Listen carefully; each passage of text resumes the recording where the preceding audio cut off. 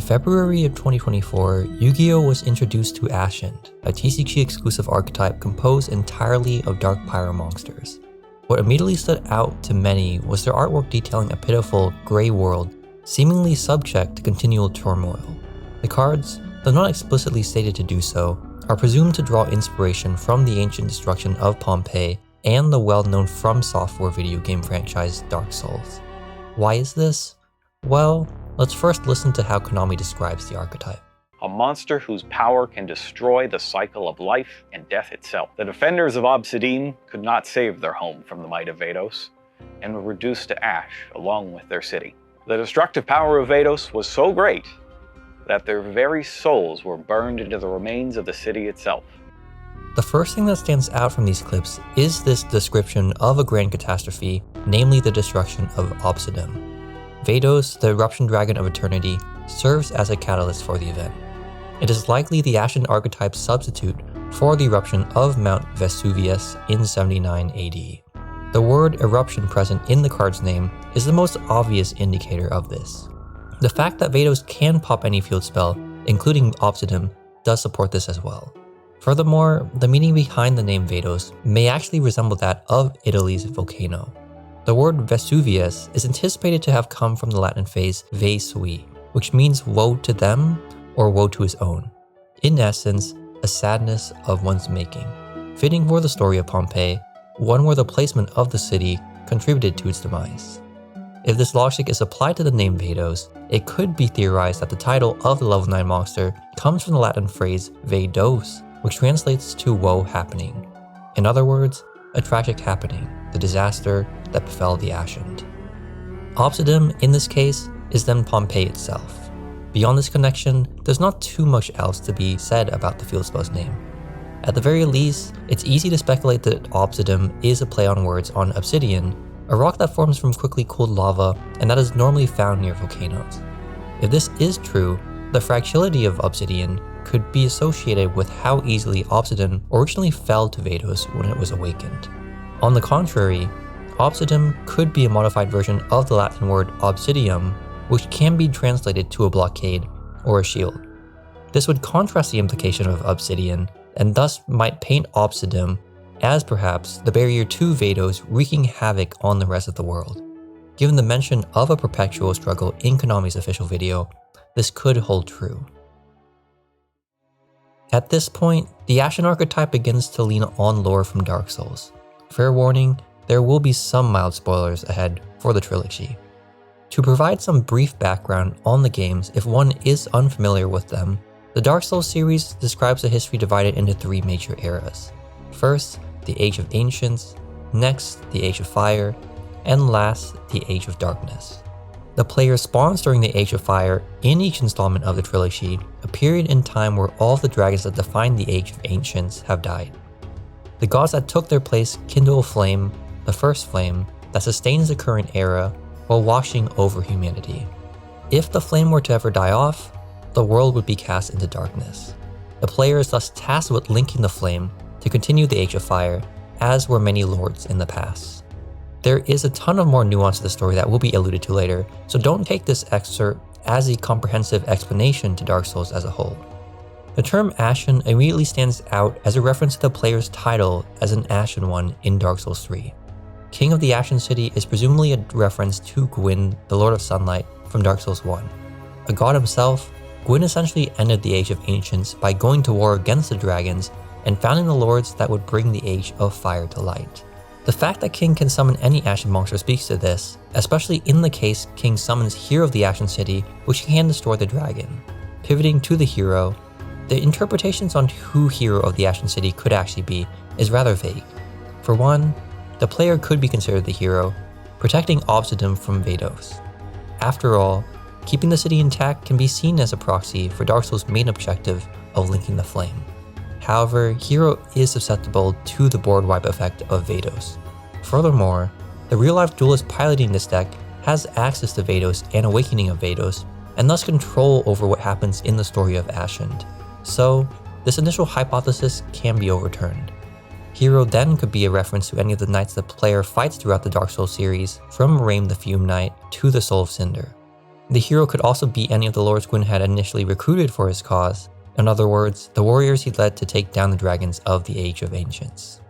Priestess of the Ashen City has been coined to resemble both Dark Sun Gwyndolin, the last-born child to Gwyn in Dark Souls 1, and to the Firekeeper in Dark Souls 3. Indeed, the three do resemble each other, being maidens whose eyes are hidden behind a crown mask. However, between Gwyndolin and the Firekeeper, Priestess is seemingly more in line with the latter.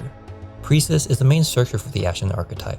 The fact that it can search Obsidian feeds this imagery that she's guiding you to the Lost City, or is one of its main tenets. Though Gwyndolin does deeply respect their father and can help you in Dark Souls 1, they are oftentimes a boss to conquer and, in lore, are commonly referred to as a god as opposed to a normal human. Gwyndolin is also iconic for having a lower half ridden with snakes, which we don't see in Priestess's artwork. The Firekeeper, on the other hand, is one of the main characters you interact with in Dark Souls 3.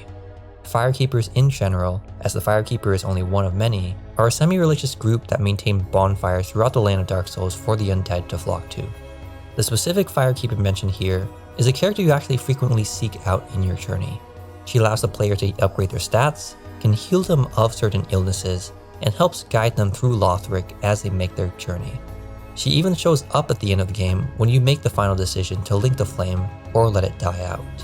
The importance of the Firekeeper to the player's journey through Dark Souls, and the importance of Priestess as the core recruiter of Ashen just feels so hand in hand that it's kind of hard to deny their connection. Now, at this point, all of the cards Ashen has in its first wave have been covered. Nonetheless, there's one more important thing that must be brought up regarding this deck. That is its playstyle, one that feeds into the themes of Dark Souls. Recall earlier the mention of the Age of Fire and how, if it were to end, the Age of Darkness would begin. Though darkness sounds terrible initially, what was not detailed prior was how the rise of the First Flame marked the rise of the gods more so than it did humanity. The gods were the ones that primarily chose to end the Age of the Ancients, and after instilling their regime, had essentially instilled a curse upon mankind that made them unable to die. If the flame were to disappear, the Age of Fire and thus the power of the gods would cease, allowing humanity to finally bring about their own destiny. The player can choose to uphold the bidding of the gods, or let the world enter a new age where mankind can discover its own meaning. Essentially, they can choose to keep the world of Dark Souls they spawn into in a vicious cycle, or break that cycle and begin anew. Even beyond this, there's some interpretations of the game's lore that mention the possibility that the world is destined to cycle through all three ages regardless of what happens in between. And so, even if the player breaks the petty continuity of the Age of Fire, nothing may ever truly change. This concept of a cycle is incredibly well demonstrated in the first wave of Ashened, and can best be seen through the deck's core combo. We start with the Awakening of Vados, a quick play that places Obsidian on field and the cause of its demise, Vados, in hand. Vados then brings destruction to the city by using its effects in hand, popping Obsidian to summon itself. It sets a trap card, Ashen for Eternity, that will be talked about later. At this point, the survivors of Obsidian mount an offense against Vados. The field spell activates when it is destroyed to summon an Ashen monster, in this case King of the Ashened, from deck. The king sees Vados and activates its effect. Normally, it would only summon an Ashen monster from hand. But because there is a monster on field with 2800 or more attack, Vados, it can summon an Ashen monster from deck. Hero the Ashen comes to the city's rescue, destroying Vados with its effect and activating another Obsidian from deck. Now, the story laid out so far seems like an average fairy tale, but Vados has another effect when it's destroyed. When it leaves your opponent's field and joins your graveyard, it can destroy all monsters on the field. The effect is optional, sure, yet this does speak to how strong a force Vados is, that even in death, it takes the people of the city down with it, leaving only the city itself as history. At this point, all seems lost. That is, until the trap card becomes live during the following turn, and enables the duelist a choice similar to the one Dark Souls presents.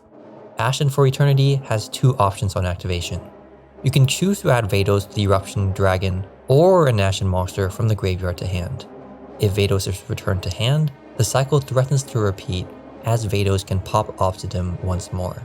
However, if an Ashen monster is returned to hand, this symbolizes a break from the endless cycle of chaos and a new path for the Ashened. Now, I want you all to note that the vast majority of this video is speculative. As I stated at the start of the video, unless Konami TCG gives us firm insight into how these cards were designed, the points I've made are only theories. For all I know, Ashened could just be another generic fantasy archetype that just so happens to bear similarities to Dark Souls and Pompeii. Thus, I'm interested to see what all of you think about my claims in the comments below. Furthermore, my coverage on Dark Souls is only a simplification of what really is an incredibly rich and complex story written by both Miyazaki and George R.R. Martin. If any of you are interested in diving into the lore of the series on a deeper level, I've linked some great videos in the description below that helped me put together the work you're now watching. Otherwise, all I can say is let's hope future waves of support for Ashened are good, or else the real Dark Souls reference here is how hard it's going to be to win with the deck.